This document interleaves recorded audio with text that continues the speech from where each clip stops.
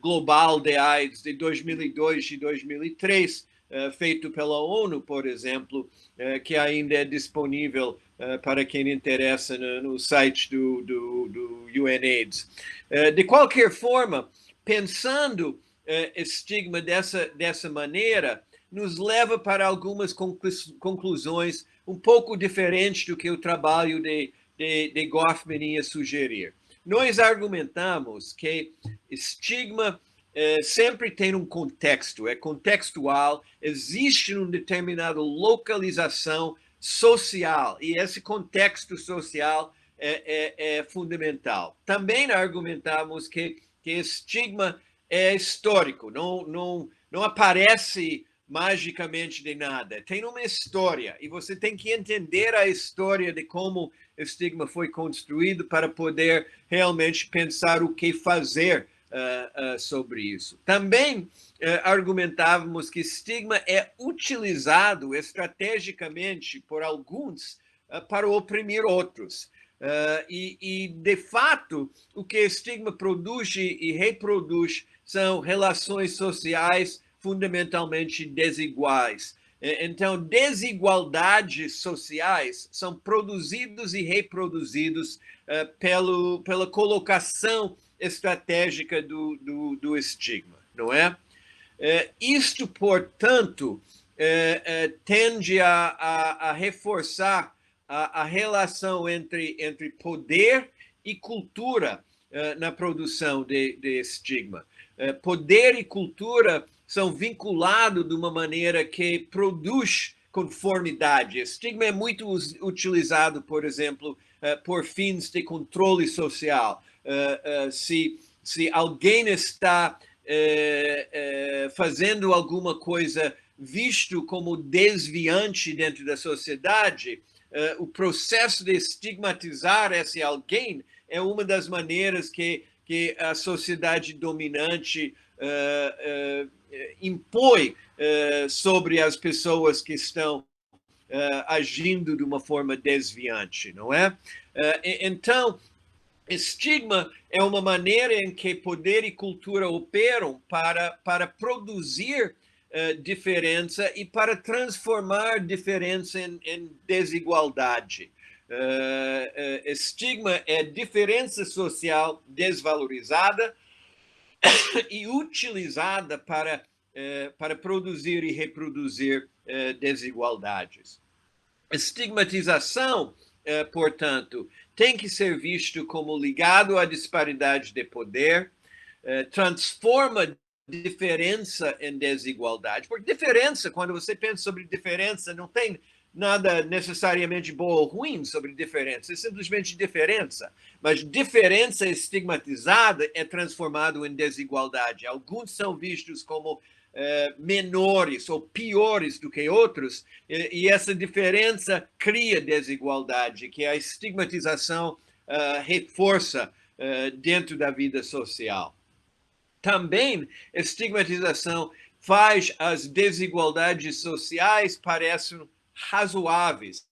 É justificável a desigualdade justamente porque aquela pessoa ou aquele grupo estigmatizado é diferente, é desviante, portanto, é menor o seu valor do que o padrão normativo, não é? Então, a estigmatização cria uma hierarquia social entre os estigmatizados e os não estigmatizados. E, portanto, a estigmatização reforça a exclusão social de alguns, coloca algumas pessoas nas margens, excluem dos principais bens sociais e financeiros da sociedade e reproduz um esquema hierárquico e desigual.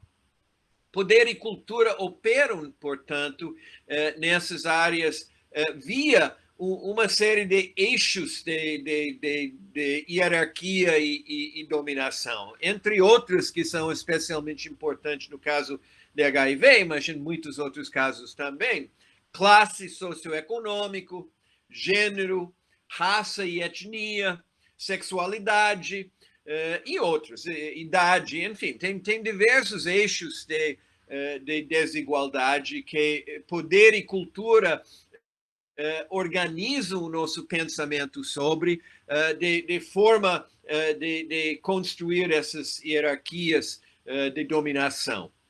E de fazer isso via significados culturais e via práticas culturais que produzem e reproduzem essas desigualdades.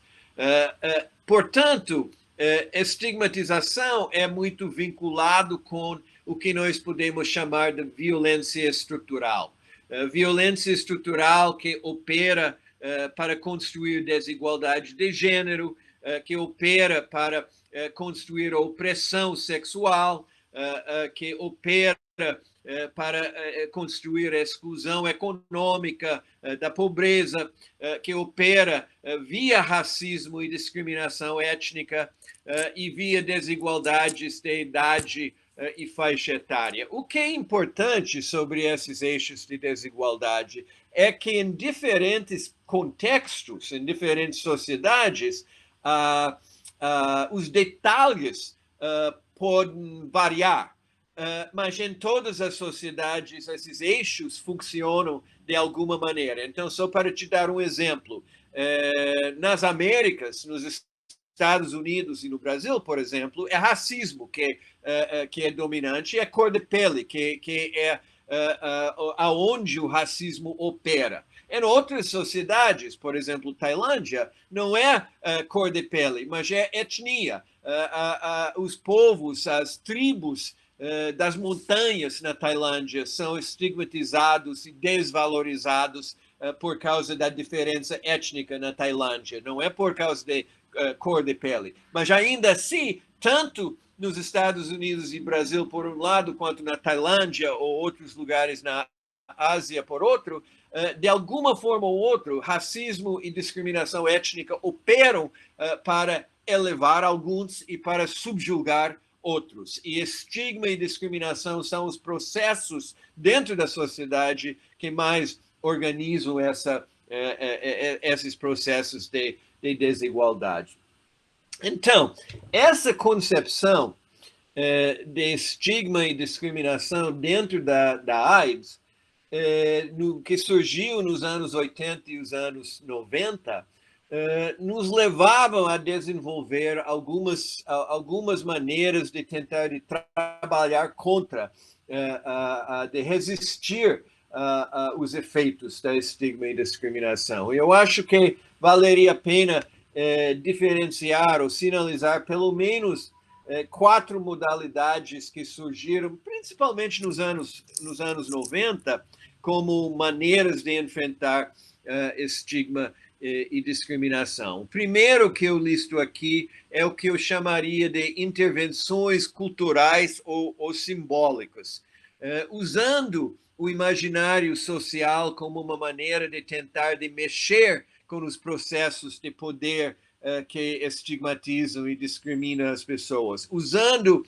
a cultura e a ideologia como maneiras de tentar de construir novos valores para enfrentar esses processos opressivos. E vou falar daqui a pouco um pouco mais sobre isso. Uma segunda área foi o que chamamos de intervenções estruturais, justamente porque estigma e discriminação foram ligados às questões de violência estrutural. Uma maneira de enfrentar a violência estrutural foi de tentar de elaborar novas proteções legais, de elaborar políticas públicas capazes de frear a violência estrutural.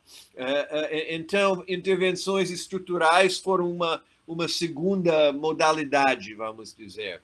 Programas de assistência jurídica surgiram nessa época como de uma importância fundamental. A professora Miriam, aqui no Brasil, foi uma pessoa absolutamente fundamental nisso de criar programas de assistência jurídica via o Grupo Pela Vida no Rio e outros grupos de pessoas vivendo com HIV que montaram serviços de assistência jurídica para tentar de ajudar as pessoas vivendo com HIV de se defender contra o estigma e a discriminação que estava sendo imposto a elas, né? e a mobilização coletiva, de um modo geral, para tentar de enfrentar e mudar a cabeça, vamos dizer, da sociedade dominante. O Brasil teve um papel absolutamente importantíssimo nesse movimento todo, de tentar de desenvolver análise crítica e de desconstruir os efeitos de estigma e discriminação. E há alguns dos mecanismos que foram trazidos para esse campo.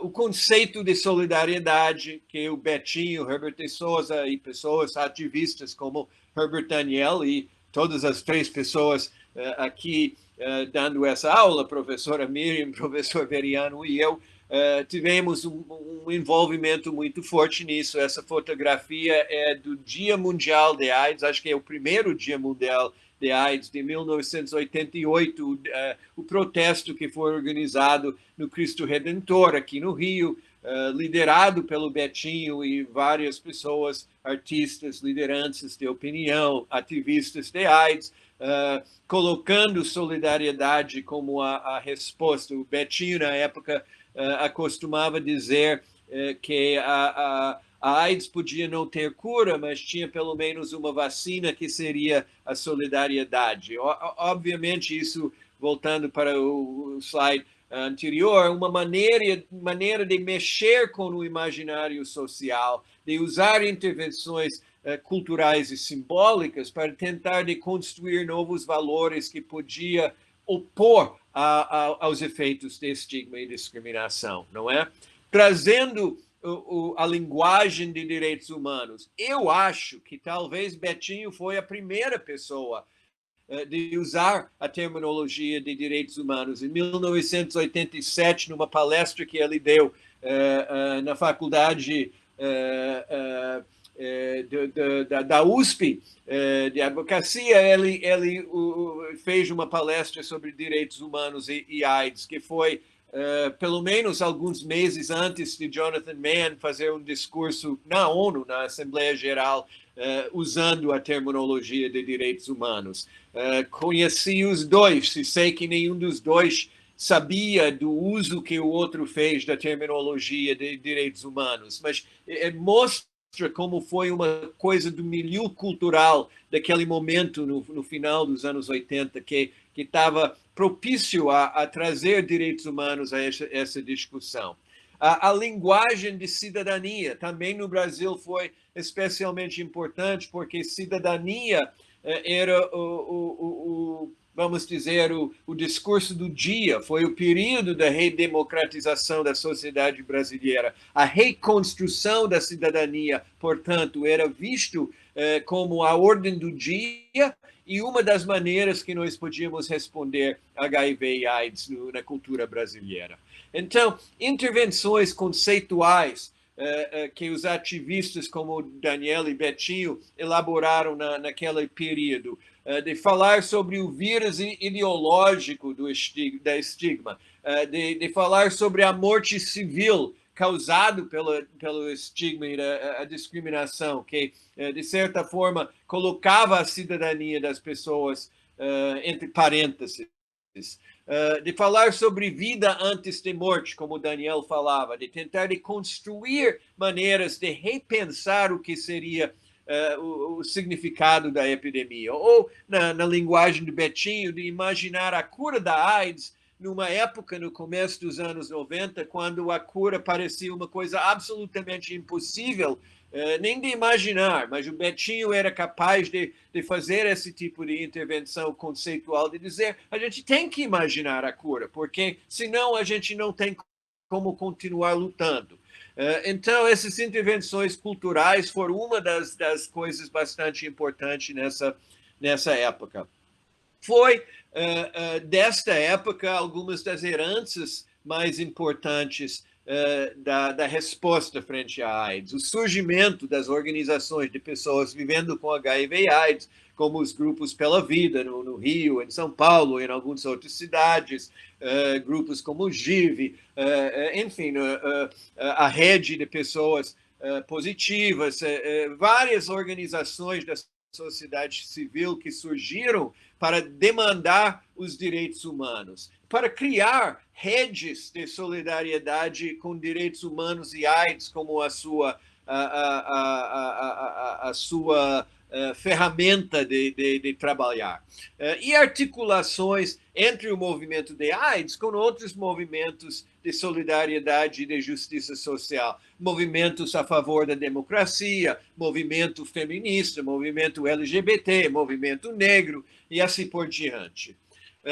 Mais ou menos em meados dos anos 90, tinha uma coisa bastante importante, que pela primeira vez, depois de 15 anos, sem a possibilidade de qualquer resposta biomédica frente à epidemia, nós começávamos finalmente a ter o surgimento dos primeiros tratamentos medicamentosos para HIV que foram eficazes. E em 96, no Congresso de AIDS de Vancouver, que aconteceu em julho de 1996, pela primeira vez, pesquisas mostrando esses novos medicamentos foram anunciados, mas os medicamentos foram enormemente caros, incrivelmente caros, e imediatamente ficou claro para todos nós que estávamos presentes nesse congresso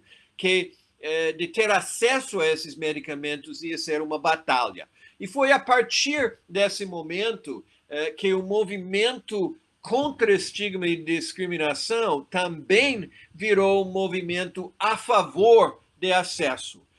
E acho que isso foi um momento que um pouco um pulo de gato, vamos dizer, para o movimento de AIDS, foi de partir para esse movimento a favor do acesso ao tratamento e de construir um movimento global. Para isso foi um dos principais acontecimentos que, a partir daí, ia mover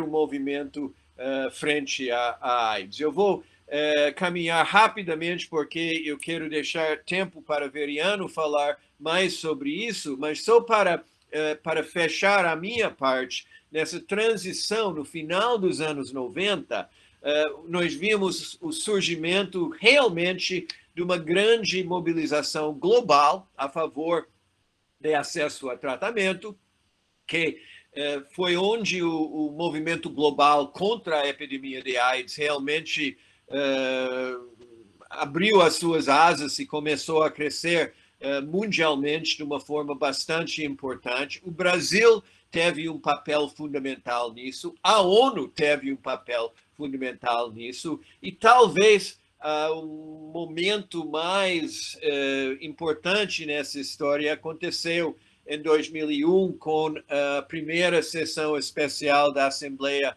Geral da ONU, que foi aonde a ONU e a maior parte dos países membros da ONU se comprometeram com a luta de fazer acesso a tratamento ser uma realidade para todas as pessoas, tanto em países pobres quanto em países ricos, que ia ser uma grande luta que dominava a história da resposta frente à epidemia nos anos 2000 e os anos 2010. Também, nesse mesmo ano, uma declaração da Organização Mundial de Comércio, a declaração de Doha sobre TRIPS e saúde pública, usou várias questões das relações de propriedade intelectual do acordo TRIPS, flexibilidades que permitiam países enfrentando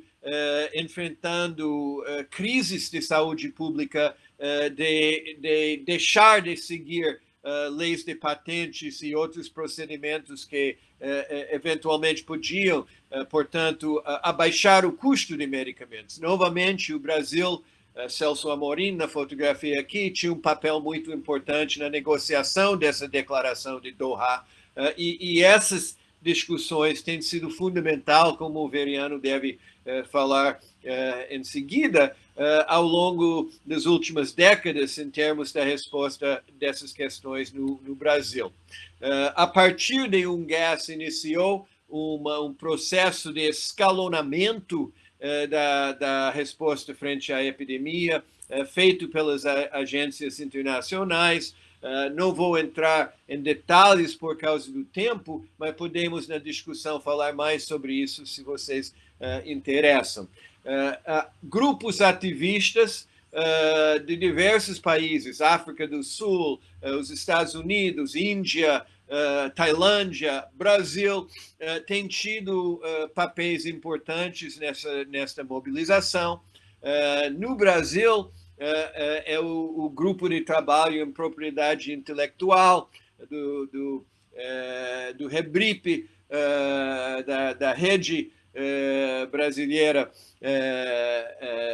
de Integração dos Povos, que é um grupo que traz juntos uma dúzia ou mais de diferentes organizações que trabalham com AIDS, que são aqui, os logos estão aqui, que tem tido um papel muito importante de mobilizar isso, e de fato o Veriano teve um papel especialmente importante na criação do GTPI. Então, eu vou usar isso como a maneira de fazer uma transição e passar a bola para o Veriano, de falar um pouco mais sobre essas questões nessa próxima parte da aula. Então, vou tirar essa apresentação para parar a apresentação para poder voltar à visão mais ampla e passar a bola para você, Veriano, para começar a fazer a sua apresentação.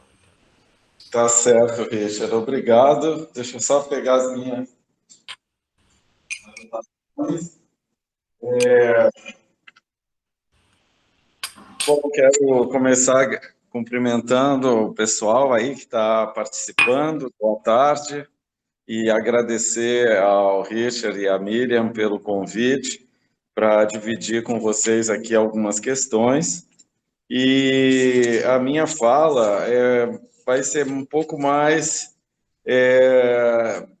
para tentar relacionar como a questão do acesso a medicamentos ele impacta no estigma, né? Como no caso, a diminuição, a redução do estigma, ou pelo menos poderia contribuir, né? Então, o Richard já falou sobre as 3 epidemias, né? A epidemia de HIV, a epidemia de AIDS e a epidemia de estigma, discriminação, negação e negligência, que é a que a gente vai trabalhar aqui hoje, né? Estamos focando mais nessa tarde.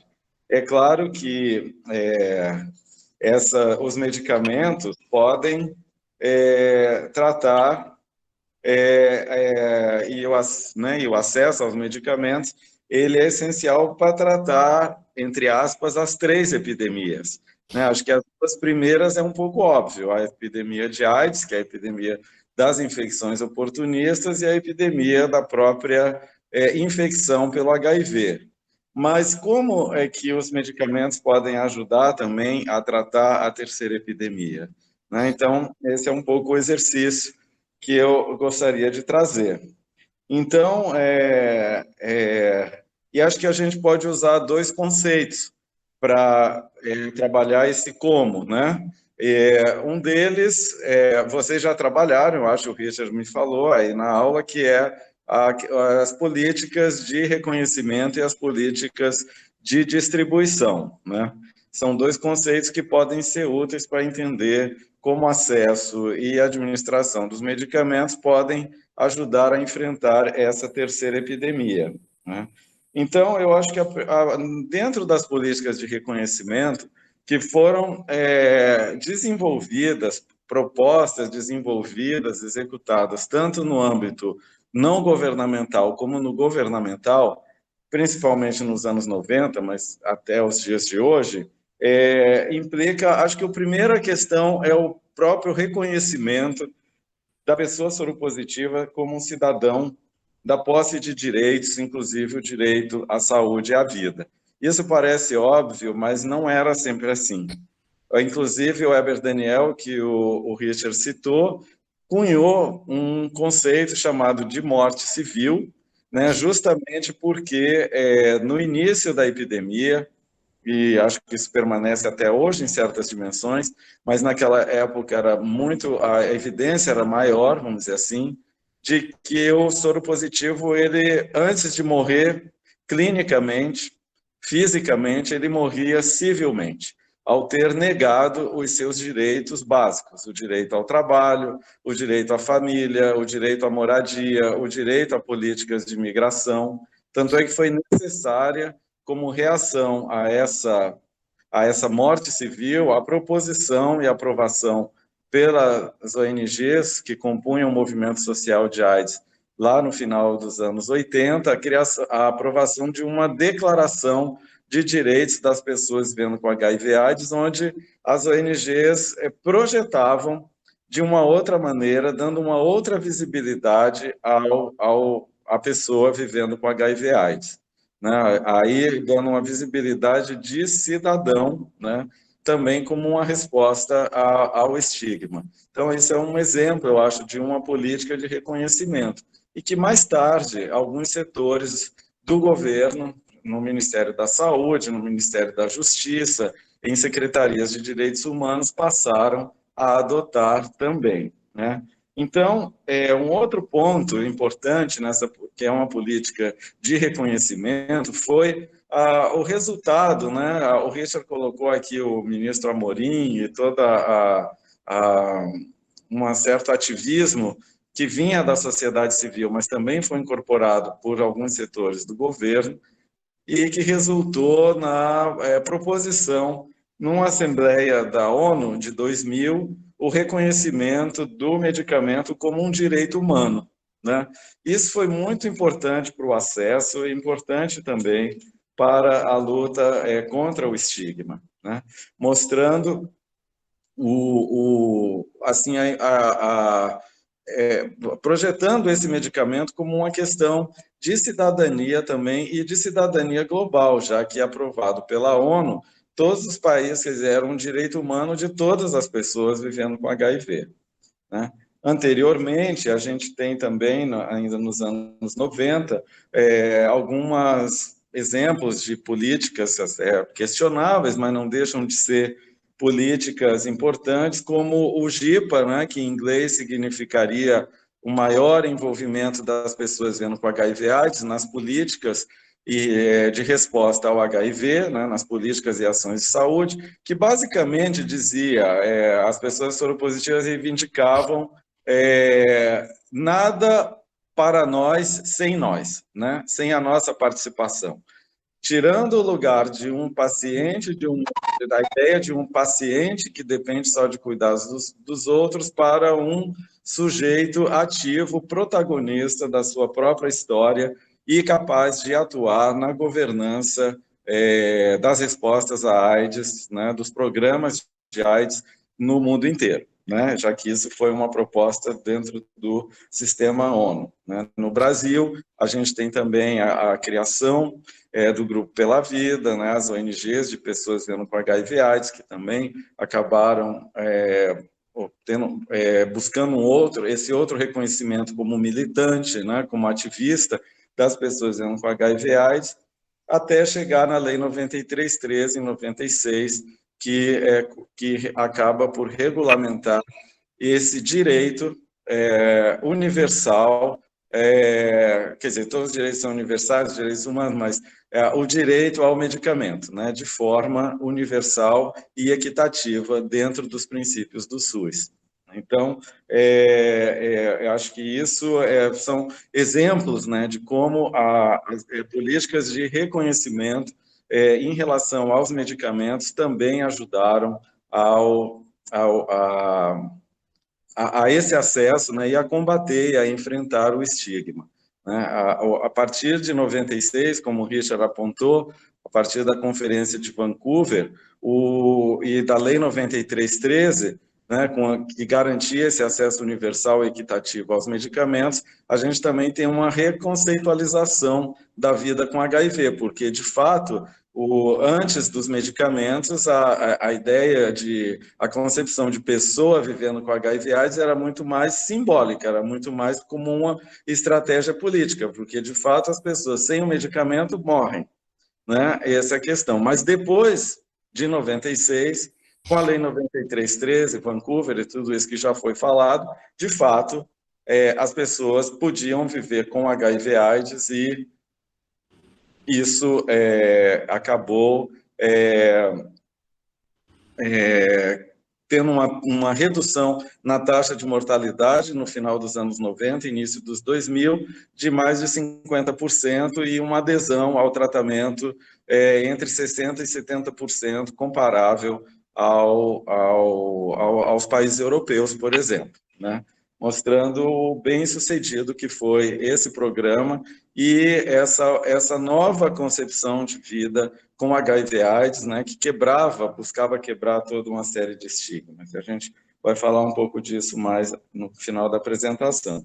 E como, né, que essas políticas de reconhecimento, como eu já comecei a colocar, levam também a políticas de distribuição. Então, como? Eu já dei um exemplo, a Lei 9313, que garantiu esse acesso universal aos medicamentos. Mas também aprovando, eu deveria, né, aprovar leis de patentes de propriedade intelectual orientadas pelos direitos humanos, e não somente pelos interesses de mercado, para facilitar o acesso, o desenvolvimento da capacidade de pesquisa e garantir que esse acesso seja permanente, né? Também tendo, por exemplo, ações de denúncia em relação, que eu acho que aí vem o trabalho muito do GTPI, né, o nosso trabalho enquanto ONGs, enquanto mobilização das pessoas, das próprias pessoas vivendo com HIV/AIDS e seus aliados, nas ações de denúncia e resistência aos abusos das grandes empresas internacionais, abusos nos preços, abusos com estudos clínicos pouco éticos, né, que implicaram em violência às pessoas vivendo com HIV/AIDS e, claro, dificultam, obstaculizam o acesso às políticas de distribuição universal, né? O preço de medicamentos, vocês têm visto aí, com a questão das vacinas, é uma questão muito séria, né? Eu agora há pouco mesmo digo como é que a gente faz prevenção até de HIV e de outras doenças sexualmente transmissíveis. Fui ver o preço da vacina, das 3 doses de vacina de HPV, cada uma custa R$500, ou seja, fazer as 3 doses necessárias custa R$1.500. São raríssimos os lugares no SUS e até pouco tempo atrás estava apodrecendo em Niterói, né, segundo o doutor Mauro Romero. Então, mostrando que preços, interesses privados, né, obstaculizam realmente as políticas de distribuição e favorecem o adoecimento e, por que não, o estigma, né? Quer dizer, estabelecimento de políticas que garantam o acesso à inovação são importantes. É uma política de distribuição também, ou seja, a inovação ela deve ser distribuída igualmente, universalmente, equitativamente. A gente está falando aqui de PrEP, de PEP, a gente tem um SUS para isso, mas, por exemplo, para o controle do HPV, ela não tem sido. É uma inovação, foi uma inovação há algum tempo, nem poderia falar agora, mas acessível a poucas pessoas no país, né? Em doenças que são estigmatizadas. Por exemplo, o HPV é também estigmatizado, né? É muito complicado. Quantas pessoas estão aí com HPV e têm medo de ir no médico porque para mostrar a garganta, porque vai ficar que é evidente que fez sexo oral, né? Então não querem ir. Então é estigma, né? Mas custa R$1.500. Então, e também o estabelecimento de protocolos, né, de administração dos medicamentos e também dos estudos dentro dos padrões científicos e éticos, principalmente, né? as questões éticas também são muito importantes para a distribuição, né, dos bens comuns na sociedade. Aliás, é uma questão ética. O que a gente tem visto atualmente com a Covid é algo completamente amoral, né? Somente, acho que parece que 10% dos países no mundo, os países mais ricos conseguiram comprar mais de 70% das vacinas para a Covid nesse momento. Isso é amoral, né? Isso é uma política de distribuição que não tem nada de universal, de ética, né? E, claro, vai ampliar estigmas relacionados a doenças e pobreza, né? Então,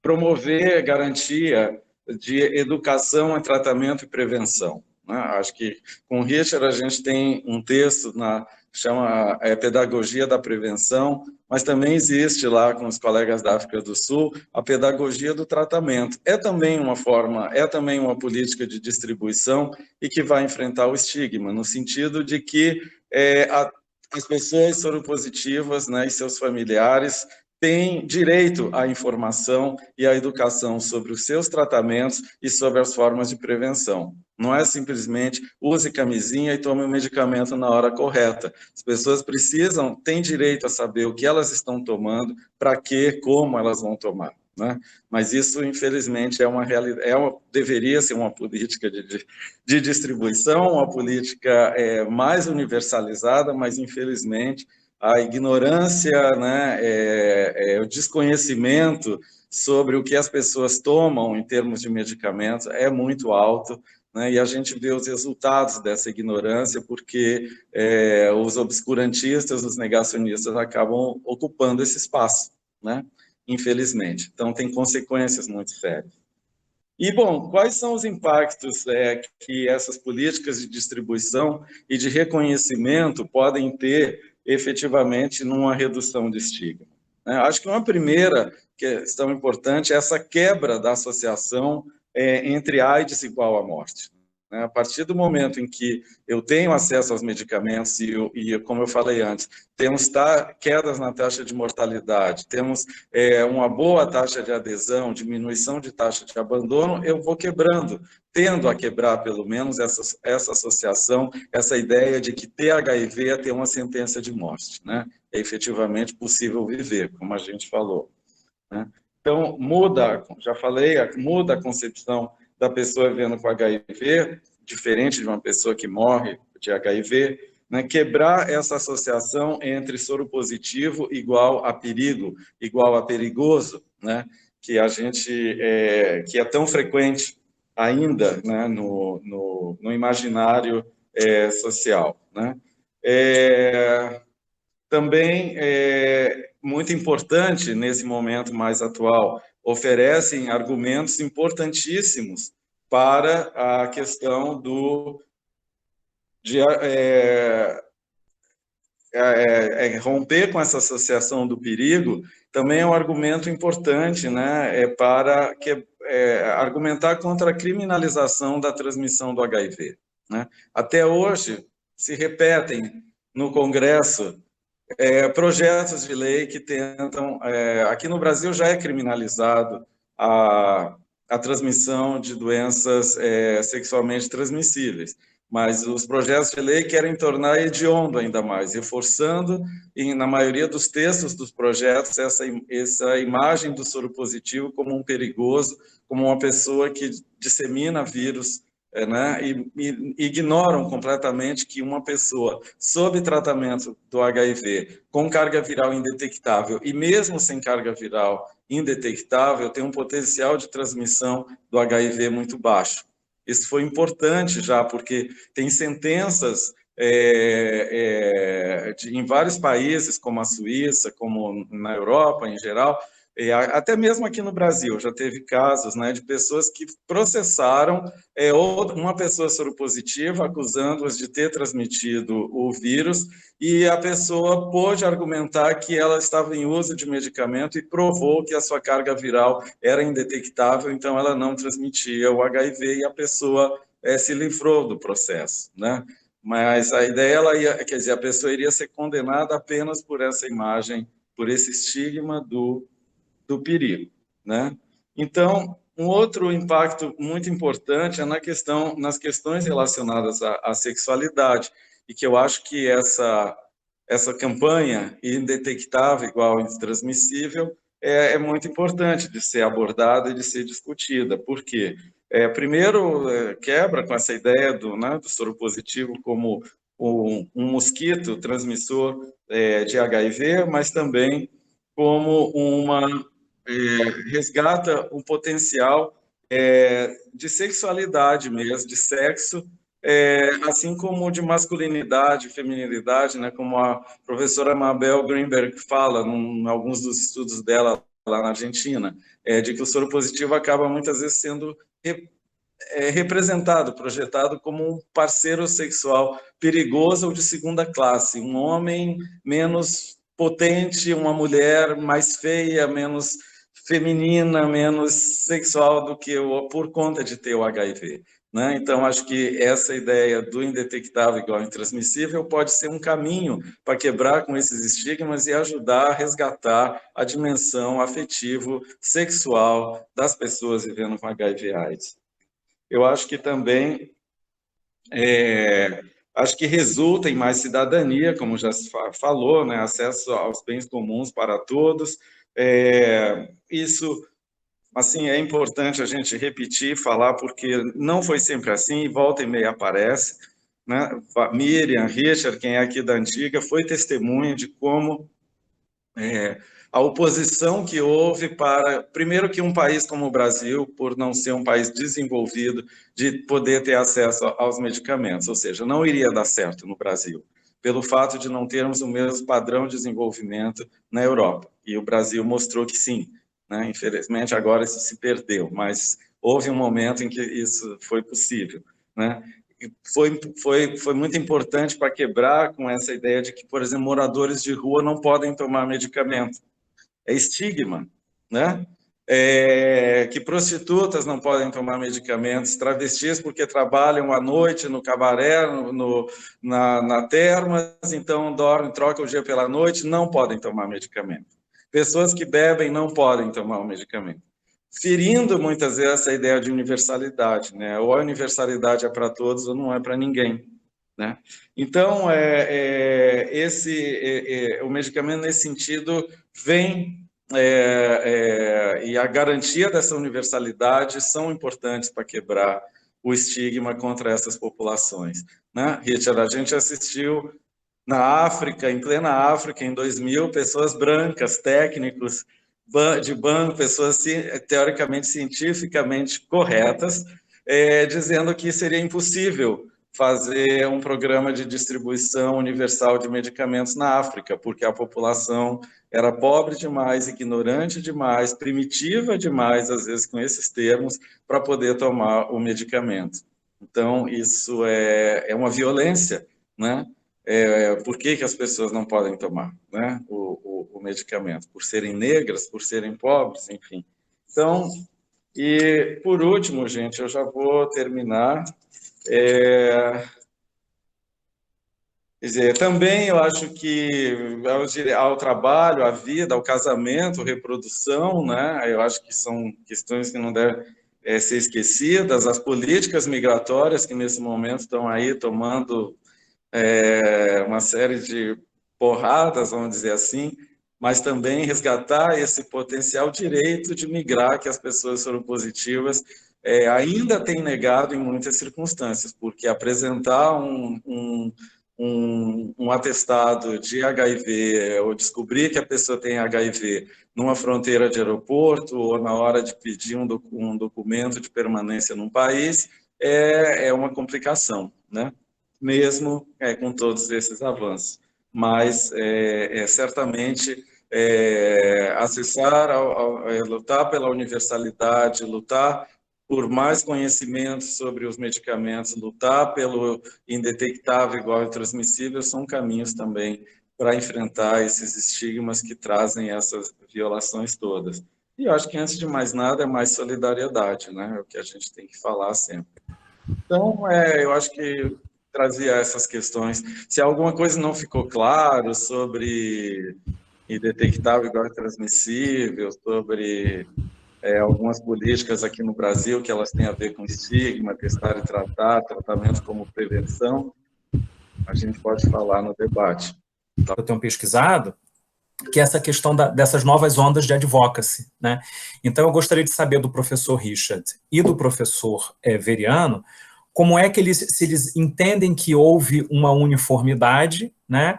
Ou, quer dizer, na construção desse advocacy, né? Me parece que houve, e que hoje a gente vive uma quebra desse advocacy, né? Porque a gente tem, de fato, as organizações da sociedade civil atuando ainda, né? Mas, efetivamente, hoje, no cenário brasileiro, no que diz respeito a uma agenda de política externa, esse não é um tema prioritário, né? Nem em políticas de saúde pública doméstica, haja visto que foi feito com o Departamento de HIV/AIDS, né, nos primeiros meses do governo Bolsonaro. Então, se fosse possível fazer uma análise pontual sobre isso, né, porque me parece que essa onda de advocacy, né, ela ainda continua de alguma forma, mas dessa vez me parece que a gente tem um retrocesso, né, as primeiras décadas lá dos anos 90, né, ou seja, a sociedade civil parece que hoje caminha sozinha, até porque não existem mais editais governamentais, né, para projetos, enfim. Então, se vocês puderem falar um pouco mais disso, eu agradeceria. Tá ótimo. Vamos fazer várias, Miriam, ou você quer que... Nós temos... Veriano, como é que você prefere? Nós temos 2 pessoas inscritas. Podemos fazer 3 e... Tá bom, tá bom.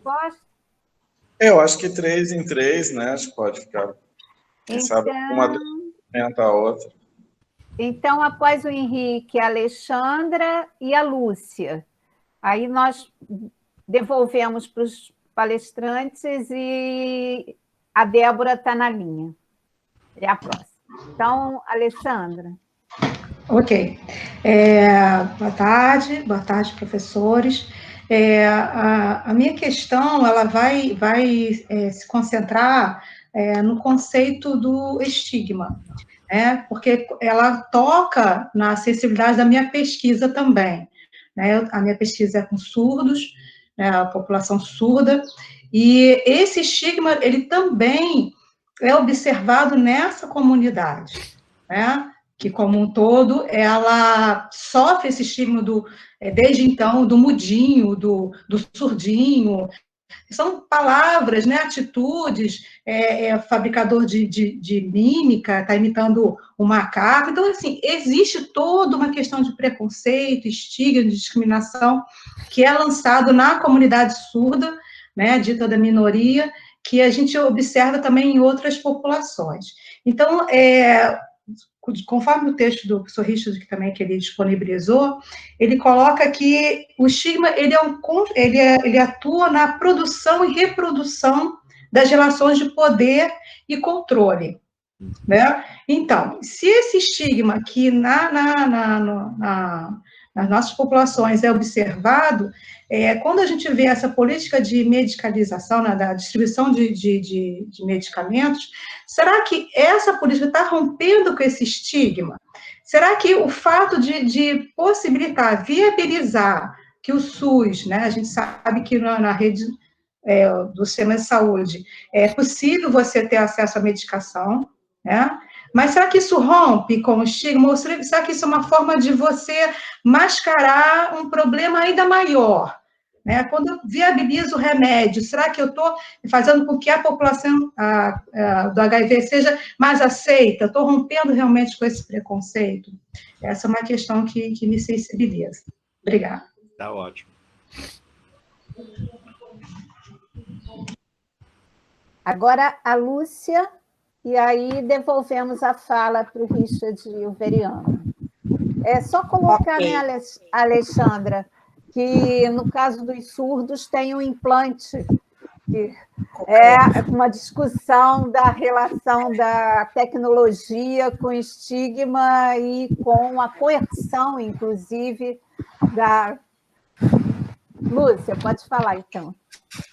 Bom, primeiramente... Tal como o Henrique e a Alexandra colocaram, esse ponto contextualiza muito a minha pesquisa, que tem como sujeito a população transexual feminina, e eu gostaria de contribuir, e até com a minha experiência no programa de HIV, AIDS, hepatites virais, né, de infecções sexualmente transmissíveis no município de Cabo Frio, onde nós tínhamos um hospital-dia que funcionava como uma rede de distribuição de medicamentos às pessoas que vivem com HIV. E eu, como enfermeira, na época do programa, nós enfrentávamos um estigma muito grande em relação ao local. O local que é um hospital-dia, que não se concentrava somente com esse objetivo de adesão, captação, né, e distribuição das pessoas, e distribuição da medicação, mas também com outros procedimentos, com outras doenças, principalmente com medicamentos que eram provenientes da judicialização, né, caríssimos, em que nós fazíamos os procedimentos e a administração desses medicamentos no local. O problema é que se estigmatizou o local de uma forma em que qualquer pessoa que entrasse ali era tido como pessoa com AIDS, né? A distribuição dessa medicação ali estava sendo diminuída porque a pessoa não poderia entrar ali, porque quem entrasse ali, você entrou. Até quem estivesse conversando com as pessoas que trabalhavam ali. Se conversasse comigo, era que já tinha algum problema em relação à doença, em relação à infecção, em relação à orientação. Então, esse processo do estigma, ele repercutiu muito nesse processo de adesão da distribuição que se teve, e ao mesmo tempo em que se diminuiu também a procura de pessoas que moravam no mesmo local, ou seja, os moradores de Cabo Frio não iam fazer a sua captação de medicamento no Hospital Dia de Cabo Frio. Ia fazer a captação em outro município para não ficar estigmatizado. Eu não sei se existe alguma política ou alguma questão, alguma performatividade em relação à educação e saúde que pontuou, colocou essa questão da distribuição, né, ou uma outra forma de captação ou adesão nesse mecanismo, pela minha experiência. Eu quis, quando a gente conversou sobre estigma, eu quis muito pontuar isso, porque foi um processo bem complicado, em que não adiantava a gente mudar de lugar, que o estigma viria junto, né? Então, ficou muito difícil de se lidar. Tá ótimo. Veriano, você quer começar, Veri? Microfone. Pode ser. Em relação à primeira pergunta, sim, houve uma quebra, né, dentro do que a gente chama a sociedade civil brasileira, organizada, progressista, os movimentos sociais, já houve mais atuação em relação a acompanhamento, um acompanhamento crítico da política externa, inclusive em forma de redes, né, de movimentos dedicados a essa questão. Mas, certamente, a falta de financiamentos, né, para esse tipo de atividade, né, que os financiamentos mudam o seu caráter de financiar questões de desenvolvimento social, político, para focar somente em administrar problemas sociais, né? Acho que isso implicou muito fortemente para que houvesse essa quebra, e no caso da AIDS, acho que a perda da própria excelência da AIDS, né, enquanto uma questão social, enquanto uma causa, né, como os ativistas colocavam, e a sua redução a um problema biomédico com tendências à negligenciação, eu acho também são pontos importantes, né, que favoreceram a essa desarticulação, vamos dizer assim. É claro que também nós pagamos o preço pelo próprio sucesso, né, já que muitas agências que financiavam os movimentos e financiavam a AIDS, elas saíram do país por conta de que o Brasil teria resolvido, entre aspas, o problema da AIDS lá no início dos anos 2000, então isso deixou um vácuo muito importante dentro da sociedade civil, principalmente os setores mais ativistas, mais envolvidos com advocacy, né? Então, isso tudo, talvez o Richard possa colocar mais, mas eu identifico como fatores que contribuíram para essa quebra, né? Sobre a questão de se viabilizar o medicamento diminui o estigma, olha, assim, acho que a gente tem que olhar a coisa por partes, né? Eu acho que o fato de ter uma garantia do acesso, né, e o medicamento ser um direito é um passo importante para quebrar o estigma, né, da ideia de morte, a ideia de uma cidadania de segunda classe, coisas assim. Mas certamente não reduz a questão como um todo. Mais recentemente, vocês todos viram, o Bolsonaro falou que pessoas com HIV eram um gasto. As pessoas não se preveniam e depois viravam um gasto para o país. Quer dizer, volta, né? Esse estigma está sempre aí. Por mais que esteja garantido por lei que é um direito, não significa que a gente tem um presidente e que até acabe amanhã esse programa, né?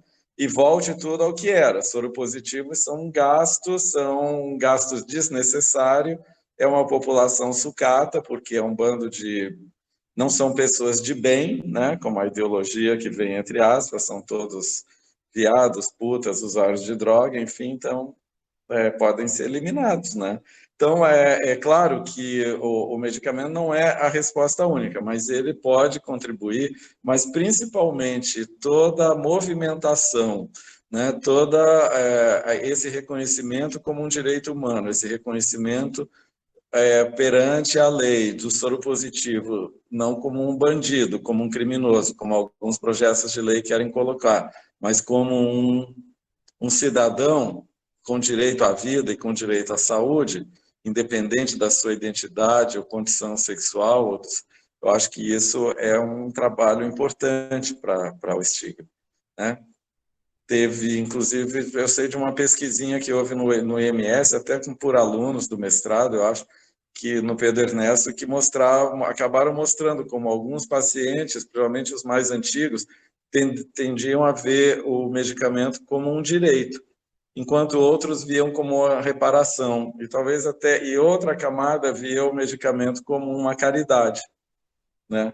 Então, assim, para vocês verem como é importante discutir, a caridade é aquela coisa, né? Eu tô doente, né? Sou pobre, então o governo faz uma caridade de me dar um medicamento, e não porque eu sou um cidadão, né? Pleno de direitos, enfim. Mas é aquilo que eu falei, aquele acesso à educação em tratamentos, aquele acesso à educação em prevenção, que também implica em acesso à educação sobre cidadania, que é o que acabou já, isso eu acho que não tem mais, e acho que facilita o recrudescimento de todos os estigmas, né? Então, acho que é um pouco isso. Pessoas com vergonha de pegar o medicamento, sim, até hoje. E não são só as pessoas pobres, eu conheci várias pessoas moradores no Jardim Botânico, do que seria uma classe A do Rio de Janeiro, que também pediam para a empregada pegar o medicamento, porque elas mesmas não iriam para a porta de um hospital do SUS, para o Hospital da Lagoa, por Pedro Ernesto, buscar medicamento, por vergonha de que alguém visse eles soropositivos pegando, recebendo medicamentos, ou eles mesmos por medo de ser identificados, né? Então, onde essa questão de classe e vergonha, elas se misturam em algumas questões de saúde. Então, mas também tem comunidades que a pessoa não busca o medicamento no posto de saúde porque sabe que pode ter o seu status revelado para os traficantes que dominam aquela área, então ela vai sofrer represálias, vai ser expulsa, como acontece direto até hoje, certo? Essa coisa de pessoas sendo expulsas das suas comunidades, então a pessoa mora lá na favela Kelsons, por exemplo, mas ela vai preferir pegar o medicamento dela na Cinelândia como forma de se proteger, né? Porque infelizmente o estigma é assim. Então, a gente certamente, no ponto de vista de garantia formal de direitos, acho que a gente avançou, né, no sentido de ter essas leis, de ter de ter um SUS, né, mas isso não significa que os problemas estão resolvidos, ao contrário, eu acho que tem um caminho imenso ainda pela frente, não só com o HIV, mas com as outras doenças também. Tá, Richard, é isso? Tá certo. Só para adicionar um pouco a algumas das coisas que o Veriano colocou, eu vou no ordem inverso, nessa questão do espaço e a relação com o estigma. Acho que vale a pena mencionar, porque pode interessar para vocês, que uma das áreas de pesquisa em estigma mais recente, na última década, basicamente, porque a gente está falando de 40 anos de pesquisa em estigma, mas nessa última década, a ideia de estigma espacial é uma das novidades que vem sendo trabalhado. Então, uma parte dessa coisa de estigma espacial, de fato, surgiu com pesquisas na França, com comunidades negras, africanas, marginalizadas nos centros urbanos franceses. Também, alguns desses mesmos pesquisadores têm falado com espaço no Brasil, com a questão das favelas, a maneira em que diferentes espaços, principalmente associados com pobreza ou com às vezes com, entre aspas, criminalidade, são estigmatizados, né? E também tem pesquisas com espaço e as coisas que você menciona, a Lúcia menciona, sobre preocupação em ser identificado por frequentar um espaço e estigmatizado por isso. Isso tem uma longa história na questão de AIDS no Brasil, e não só com medicamento, também com testagem. As pessoas procuram fazer testagem em lugares longe de onde eles moram, para não ser estigmatizado porque estão entrando num centro de testagem. E como você organiza essas questões é um problema muito prático. Para organizar um serviço, você tem que pensar sobre essas questões. E, infelizmente, acho que isso acontece com menos frequência do que deveria, mas qualquer pessoa que luta lá na sua luta diária sabe que esses problemas são significantes e vão impactar a qualidade de serviço que as pessoas podem ter. Essa área de estigma espacial, acho que é uma área bem atual de pesquisa e pensamento. Sobre a questão que a Alexandra levantou, eu também acho que quando surgiram os medicamentos mais eficazes no final dos anos 90, uma das coisas que muitos de nós, inclusive eu, falávamos que isso deveria reduzir o estigma, porque se você consegue transformar infecção pelo HIV em simplesmente uma doença crônica, mas manejável, essa coisa que no começo da epidemia, da doença inevitavelmente fatal, como Herbert Daniel analisava, você ameniza isso um pouco, isso vai ter um impacto positivo. Mas, de fato, eu acho que poucas pesquisas documentaram essa mudança.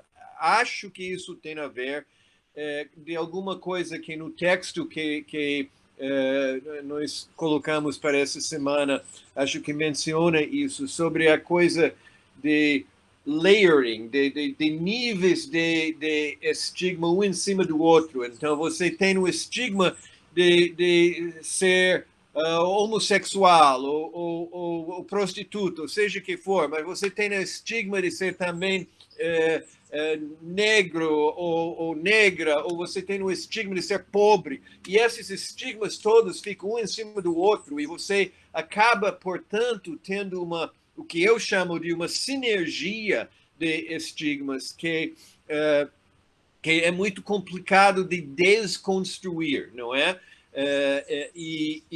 Ou de usar uma linguagem de Paulo Freire, de decodificar, para entender como é que isso está funcionando. E eu acho que há quase aquela ideia do Nietzsche da vontade do poder. Há uma vontade de dominação dentro dos sistemas sociais que procura qualquer forma de marginalizar e excluir os outros. Seja que isso é o surdinho, ou é, sabe, ou é o desviante sexual, ou é das mais diversas qualidades, mas essa vontade de usar diferença como um ponto de partida para a dominação é uma coisa que me parece muito presente dentro da sociedade, de todas as sociedades, e justamente a importância de buscar proteções de direitos para contrapor a essa tendência social que sempre busca marginalizar, excluir, dominar, enfim, essa dinâmica do jogo do poder dentro da sociedade o que a gente tem que entender, e infelizmente coisas que racionalmente deveriam amenizar os efeitos, raramente tem esse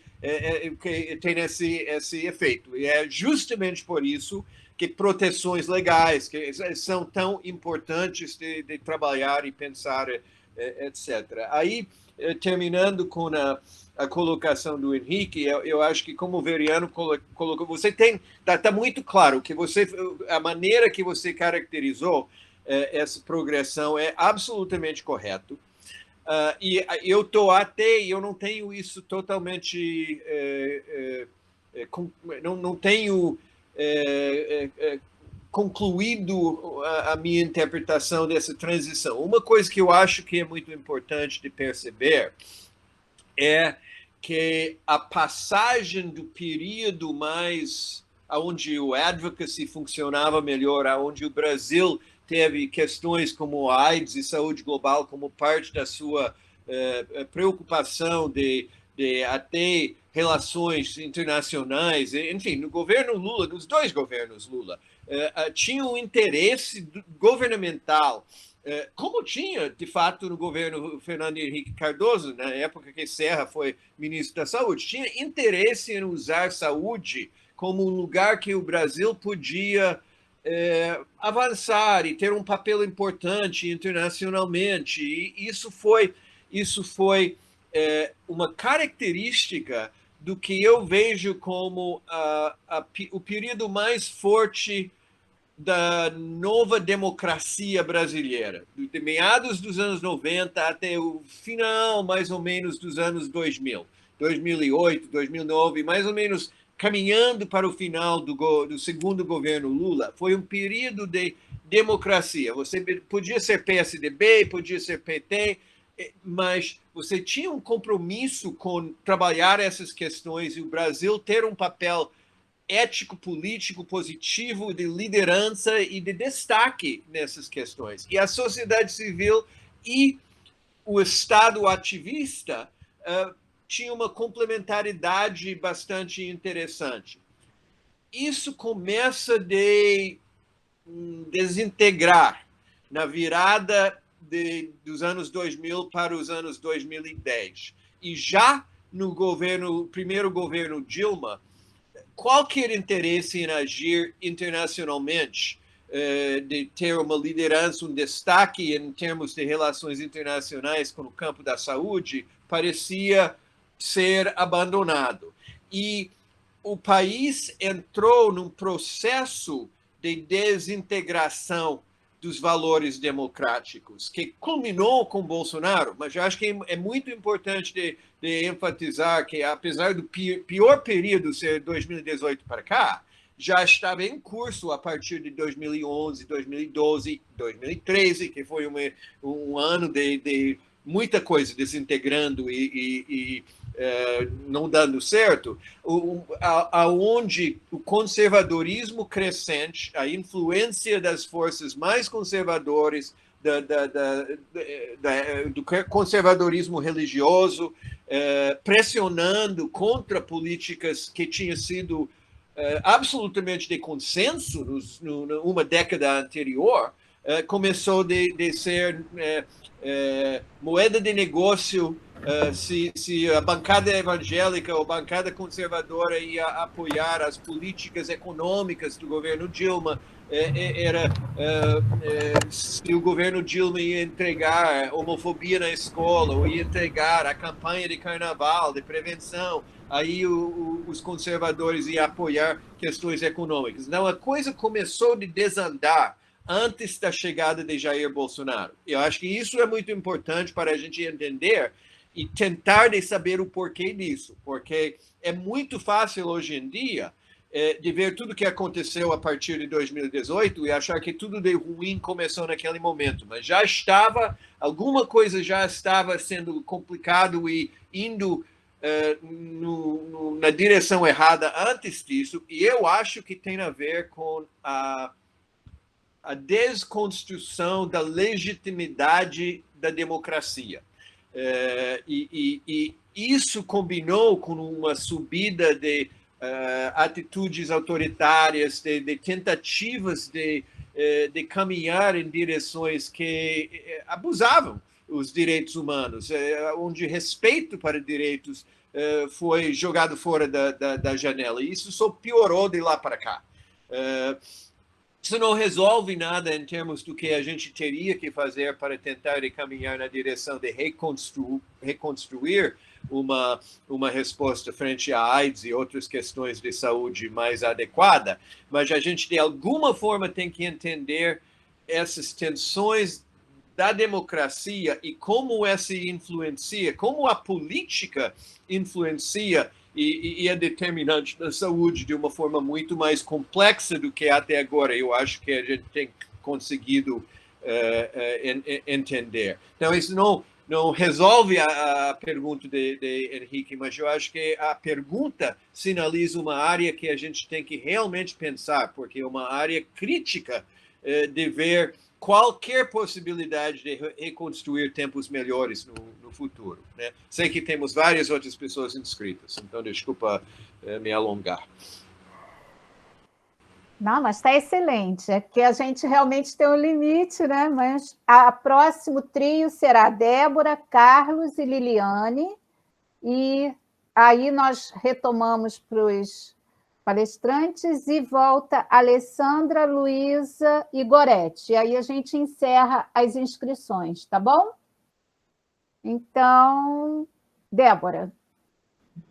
Bom, boa tarde a todos. Primeiro, queria agradecer a oportunidade de estar ouvindo o professor Richard e o Veriano. Acho que foi muito boa a discussão.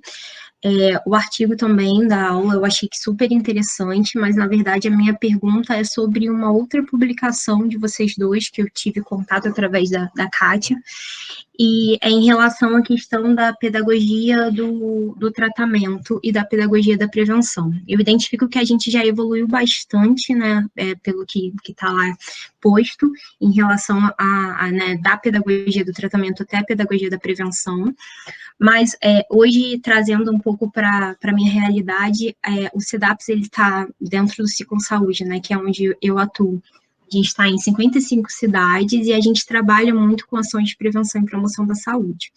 E no discurso dos profissionais, é muito comum que a gente veja durante as formações, sempre que eles relatam ações, são ações muito voltadas para a promoção da saúde aí relacionado às doenças crônicas não transmissíveis. E a gente ainda tem muita dificuldade em ver na fala desses profissionais, seja em cidades, né, em grandes cidades, capitais, ou seja em cidades bem pequenas do interior, como a gente trabalha, falas que são voltadas para a questão aí da pedagogia da prevenção.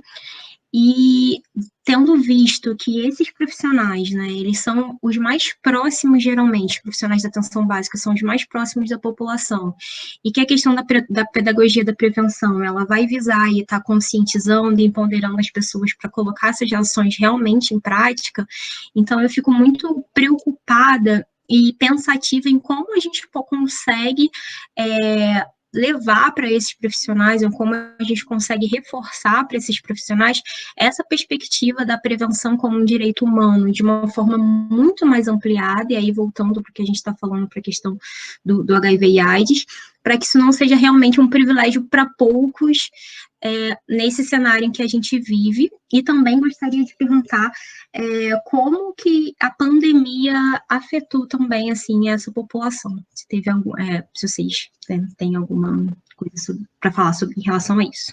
Muito obrigada.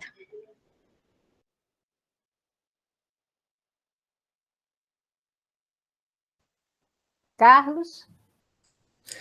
Bom, primeiramente, muito obrigado, professor Richard e professor Veriano, pelas apresentações, foram excelentes, gratidão mesmo. Durante as explanações dos senhores, eu fui fazendo associações com aquilo que eu me interesso, né, que é a perseguição ao povo de santo, ao povo de terreiro, e é interessante como a gente consegue fazer associação com tudo isso, né, o tema é AIDS, o tema é HIV, mas a gente consegue fazer relação com todos esses estigmas que a gente sofre também enquanto povo de santo. É bem interessante isso, como, por exemplo, o professor Richard falou que faz as desigualdades sociais parecerem razoáveis, né, isso a gente vê muito, né, quando a gente trata essa questão do povo de santo.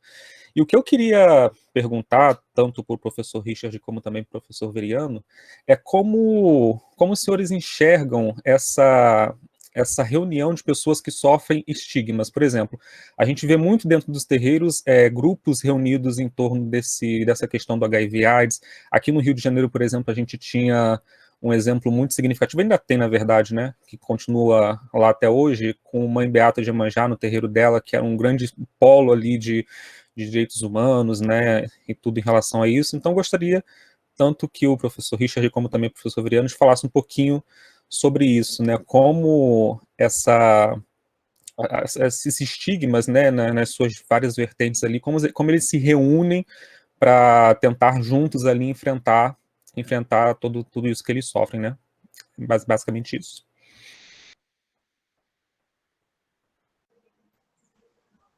Liliane?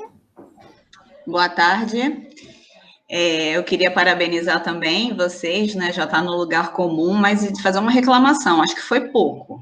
A gente queria ouvir mais, né? Mas, assim, partindo da verdade, né, que esses movimentos, que a AIDS foi um caso de sucesso, principalmente aqui nos anos 90, e considerando que o Fundo Global, né, também tinha como bandeira a tuberculose e a malária, por que os movimentos sociais só abarcaram essa causa da AIDS e as outras doenças ficaram de fora? Será que também tem algum estigma por trás disso, porque os ativistas poderiam ser de renome, artistas e personalidades, e comparação com as outras doenças que estão com foco mais na pobreza? E também queria saber o seguinte, como que, pensando no coletivo, a gente teve uma inversão no Brasil, né? Que saímos desse ativismo, dessa luta por medicamentos para tratar grandes pessoas, né? Um grande grupo como o AIDS, por exemplo, para movimentos individuais de judicialização de medicamentos. Já que o SUS não tem condição de fornecer medicamento para todo mundo, eu vou lutar pelo meu. Então, se possível, eu queria que vocês comentassem essas duas situações. Obrigada. Tá, ótimo. Essa vez, então, eu começo a ver e você me complementa. Ótimas colocações todas, e o tempo é pouco para poder responder adequadamente a tudo. Eu acho que o ponto que a Débora estava colocando, e a importância, pelo menos para mim, desse ênfase sobre a pedagogia do tratamento e a pedagogia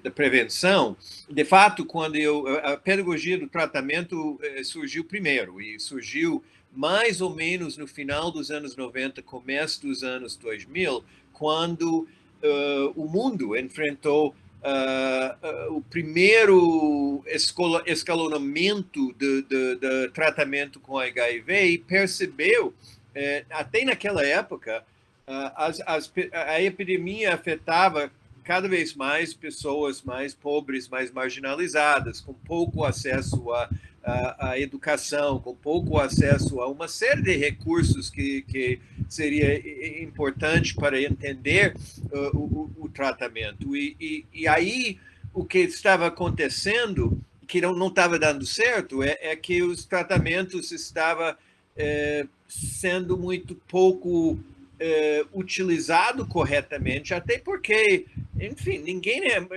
se educação sobre tratamento é simplesmente seguir as ordens do seu médico, não funciona muito bem, ninguém faz isso muito bem. Você tem que entender o que é que você está tomando, por que o sentido, por que tem que tomar essa coisa com comida e outra. Você precisava, e os medicamentos foram complexos, foram complicadas, e os médicos adotavam uma coisa de simplesmente dar as ordens para o paciente tinha que seguir as ordens. E os médicos achavam que era uma falta de alguma coisa no paciente se o paciente não conseguia seguir as ordens que o médico tinha dado. E foram os ativistas em tratamentos vindo da comunidade que perceberam que não, você tem que empoderar as pessoas de entender quais são os tratamentos, o que é que elas precisam, o porquê disso, eles têm que dominar isso, e se dominam isso, eles vão ter a capacidade de fazer o uso dos medicamentos da maneira correta que vai fazer bem para elas. Mas isso depende de empoderamento e compreensão. E a maneira que a educação em saúde estava sendo feito, portanto, estava muito errado. Você tinha que fazer não educação bancária, no sentido de Paulo Freire, depositando informação correta no deficitário cabeça das pessoas. Você tinha que fazer, pelo contrário, uma educação de conscientização para as pessoas entenderem o que elas precisavam, não é? E aí a gente adotou isso para a pedagogia da prevenção, porque na medida que você tem cada vez mais coisas da prevenção, uso de medicamentos para prevenção e assim por diante, você também precisa de conhecimento, precisa de empoderamento, você precisa de saber das coisas para poder decidir o que faz sentido para você. Não é simplesmente fazer o que o seu médico manda, sabe? Eu acho que essa lição, pelo menos para mim, eu aprendi isso no campo da AIDS, mas eu levo essa aprendizagem para absolutamente tudo que tem a ver com a promoção em saúde. Você tem que dar às pessoas condições de compreender na linguagem delas, sabe, na cultura, no contexto social delas, o significado e a razão das coisas. E se elas não têm isso, promoção de saúde, educação em saúde, não vai dar certo. Então, nesse sentido, eu acho que isso nos encaminha para umas lições que a pedagogia, a educação popular, a pedagogia popular latino-americano de décadas, onde Paulo Freire tão odiado hoje em dia por tantas pessoas, mas é o símbolo de um movimento na educação popular, que realmente isso nos dá o caminho de como trabalhar nessas questões, não é? Então, eu acho que tem que ser assim, eu acho que isso que a gente aprendeu, mas não coloca ainda na prática do jeito que a gente precisa. A questão que o Carlos coloca sobre essa reunião de estigmas, eu acho que, novamente, a AIDS nos ensinou muita coisa. E uma das coisas interessantes sobre a AIDS era justamente que afetou várias populações e comunidades em situações de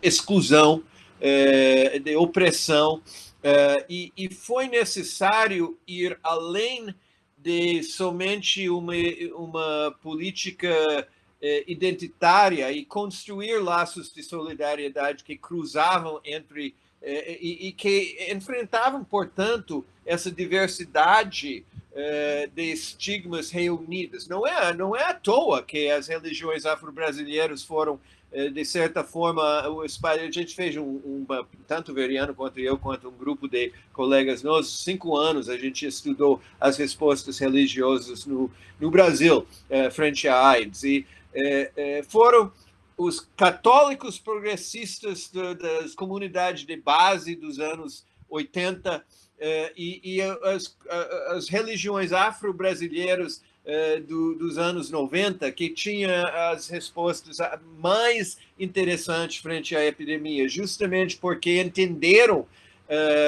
essa diversidade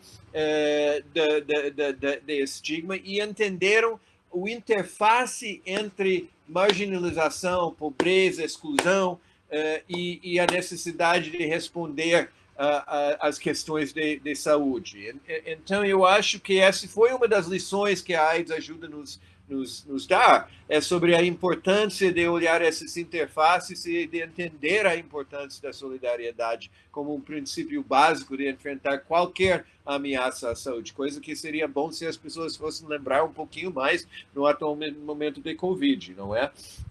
Isso um pouco vai para a minha resposta para a questão da Liliane também, porque eu acho que uma coisa que aconteceu depois do surgimento de medicamentos, você tinha uma parcela das pessoas afetadas pela AIDS, que o seu caso foi resolvido e eles saíram meio do campo, saíram do ativismo, foram tomar os seus medicamentos muito felizes da vida, porque tinha acesso a esses medicamentos e podia viver muito bem. E o ativismo de uma parcela da população acabou, porque o caso deles acabou. Uma outra parcela entendeu, justamente em cima da solidariedade, que a grande maioria das pessoas que precisavam desse acesso não tinham, e que a luta, portanto, tinha que ser uma luta solidária. E você tinha aí, surgiram grupos como o Health Gap Coalition dos Estados Unidos, de ativistas norte-americanos que trabalhavam conosco no Brasil, trabalhavam na África do Sul, trabalhavam laços de solidariedade, tentando apoiar ativistas que entenderam, e eu acho que essa coisa de tratamento também realmente foi super importante em termos de sensibilizar-nos às questões de pobreza, de exclusão, que aí começavam de entender, sabe, por que tuberculose era tão importante, por que malária não tinha sido respondido adequadamente. Obviamente, isso é um processo, e infelizmente, nos últimos tempos, com a desintegração de democracias no mundo todo, esse processo está enfrentando muitas dificuldades. Mas eu acho que o caminho é por aí, é de entender essas ligações entre diversas condições que são estruturadas pela exclusão e pela opressão, e tentar de achar maneiras de ajudar e fazer trabalhos que fazem sentido através das fronteiras identitários e doencitários, vamos dizer. Verido.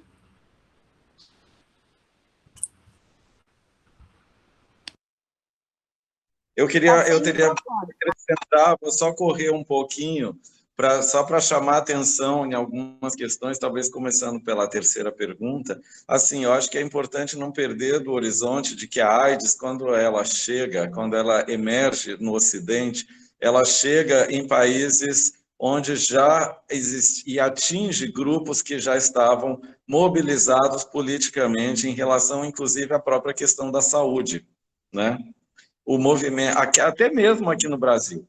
Nós tínhamos um movimento gay, eu era parte dele em 1981, em 1980, onde a questão da saúde, das ITS, sífilis, gonorreia e tal, era uma questão. Então, quando a AIDS chega, ela já encontra uma turma mobilizada, e essa turma, inclusive, vai, como eu e outros colegas, vamos trabalhar ou fundar outras ONGs, levando essa experiência inicial de agrupamento, de militância, né, para essas novas organizações. Então, acho que isso é muito importante, para quebrar, inclusive, com essa ideia de que a AIDS ela mobilizou porque atingiu artistas ou pessoas ricas. Não, ela atinge pessoas que já estavam, como também do movimento feminista, de mulheres, enfim, do próprio movimento negro, né? Ela também toca, se diferencia de outras doenças que têm isso em comum, mas a forma como isso acontece, de ser uma doença que mexe em dois tabus, que é sexo e morte. Dois tabus muito fortes dentro dessa cultura, né? Onde muito permeada de estigma, onde talvez poucas doenças conseguem misturar sexo e morte da mesma maneira que a AIDS trouxe, né? Então, tudo isso faz um caldeirão de questões que tornam um fenômeno muito único, talvez, mas com muito ensinamento para outras doenças também, né? A própria maneira que essas comunidades primeiramente afetadas e já organizadas politicamente de alguma forma, seja por identidade, por movimentos identitários ou direitos, eles já também tinham uma forma de trabalhar com a ciência muito particular, né, que vai caracterizar, vão levar para dentro do que forma depois o movimento de AIDS, que é uma relação como aquele pensador americano, Steve Epstein, fala, uma relação muito ambivalente com a ciência. Enquanto isso é um tema muito legal para a gente estudar, como é que cada grupo, agrupamentos, comunidades de pacientes de determinadas doenças se relaciona com o que a gente chama ciência. Alguns aceitam tudo que a ciência diz. Qualquer medicamento, qualquer coisa é bem-vindo. Na AIDS já é um pouco ambivalente, é bem-vindo, mas em termos. A gente vai lá e questiona. Questionou a dose do AZT, 1.000 miligramas, não pode ser 1.000 coisas, tem que ser 600, porque a dose muito alta mata as pessoas. Pressiona e consegue reduzir a dose do medicamento até chegar na atual. Entende? A gente, até nessa questão da educação e tratamento, a gente incorpora, acompanha os estudos clínicos de uma maneira tal, na medida em que chega uma hora que diz, não, a gente quer essa droga, a gente quer a incorporação dessa inovação, né? Como está aí, a gente pode até outra hora conversar, está toda a inovação em AIDS, em algumas doenças, também como as pessoas se mobilizam para acessar essa inovação também é uma forma interessante. Tá? Tem outras maneiras, mas só para dizer assim, o que caracteriza um pouco, é importante pensar nessas questões para entender, né? A mesma, essa também, essas coisas que eu falei agora também levam a entender o que o Renato, né, falou sobre essa reunião. Quer dizer, gente, sexo e morte num movimento social, né, é incrível. Assim, o negócio é de uma novidade assim impressionante, né? Mas é algo que interessa, é o denominador comum, interessa a todo mundo vai morrer. E ninguém quer morrer de AIDS, né? Então, assim, no movimento de AIDS, isso foi muito importante para juntar o movimento negro, o movimento gay, o movimento de mulheres. Até hoje é assim. Eu acho que tem poucos movimentos sociais que reúnam pessoas trans. Esse conflito, a maioria das tensões entre essas identidades e interesses todos não tem um conflito, mas a gente diria que é um certo conflito harmônico, porque existem alguns denominadores comuns que ainda permitem essa reunião, que é a questão de defesa da saúde, a defesa da vida, né? As pessoas não querem morrer, o acesso à inovação, né? Mas isso ainda também é importante de ser estudado.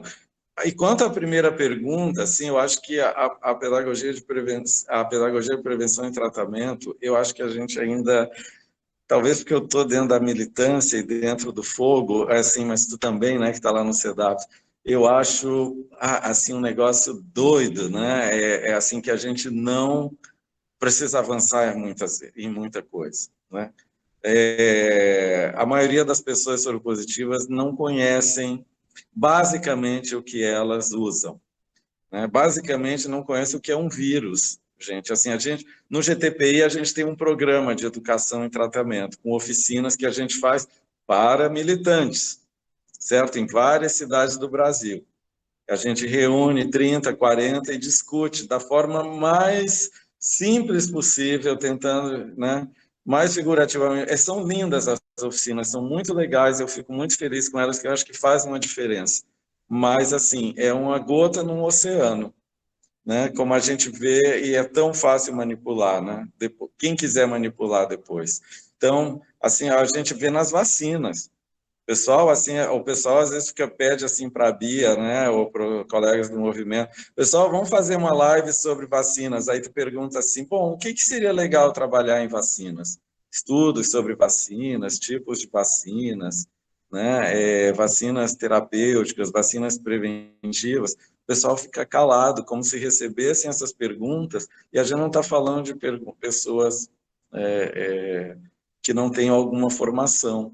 Aí tu diz assim, caramba, como é de surpreender que avança o negacionismo de vacinas no Brasil quando não tem educação nenhuma sobre isso. O conhecimento é muito pequeno, né? Então, assim, é um desafio imenso, porque como a gente... a AIDS mostrou isso. O sucesso do medicamento no Brasil foi porque houve um conhecimento, eu não sei se alto ou baixo, eu não poderia quantificar, mas houve um conhecimento suficiente para que garantisse uma pressão para que esse programa acontecesse, né? Como eu acho que para acontecer um bom programa de vacinas vai ter que ter uma boa formação em vacina, algum conhecimento que garanta isso, né? Gente, até dezembro, os jornais não conseguiam informar que a vacina para a Covid não era uma vacina preventiva. Ela não evita a infecção do SARS, do vírus, ela evita o adoecimento. Essa informação básica, o jornal não conseguia passar. Sabe? Quando a gente na Bia começou... Aqui nós somos de AIDS, nós estamos de Covid, certo? Começamos a falar um pouquinho sobre isso, as pessoas estranhavam. A gente já vinha falando de vacinas desde agosto, pelo amor de Deus. Então, assim, é uma coisa... E aí, claro, os negacionistas, os obscurantistas avançam, né? Então, assim, é um desafio imenso para a gente na saúde coletiva, na saúde pública, como aumentar esse conhecimento, que não é somente jogando a informação, é criando raciocínio, é criando conhecimento, como o Richard falou, é um processo que não é fácil. Tem que começar na escola, tem que estar dentro do serviço, né? Mas a gente acaba muitas vezes pela urgência, caminhando pelo mais fácil, né? Toma um medicamento, aí se toma de manhã e de noite, acabou, vai embora, o próximo entra. Usa camisinha sempre em todas as relações sexuais, vai lá, está resolvido o problema, né? A pessoa ficou soropositiva, não usou camisinha. É assim, né, que se raciocina, né? Infelizmente. Cadê a pedagogia? Isso não é uma pedagogia, né? Informação não é conhecimento, né? É uma parte dele só. Então, fazer as pessoas conhecerem efetivamente como elas se previnem, como elas se tratam, é um trabalho, assim, para a AIDS e para a Covid, para o que quer que seja, né? Tá bom? É só acrescentar isso, mas... Queridos, temos mais 3 pessoas e algumas já estão se retirando. Então, é Alessandra, Luiz e Gorete. Aí eu pergunto ao Veriano se pode ficar mais uns 10 minutos.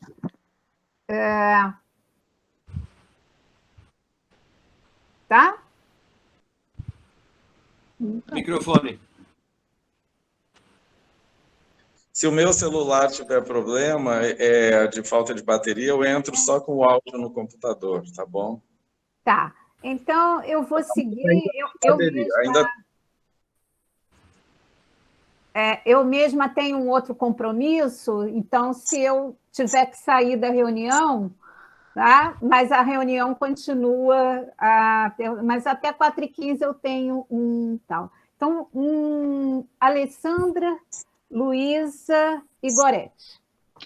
Eu vou ser bem rápida, né? Obrigado pela excelente aula, pela excelente palestra.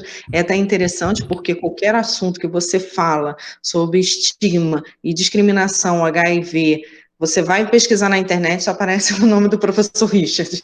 É incrível, qualquer lugar, só o nome dele é a referência para o assunto. Muito bacana, meus parabéns, professor. Sei que pela sua história, você teve uma longa caminhada aí para chegar a essa referência, né?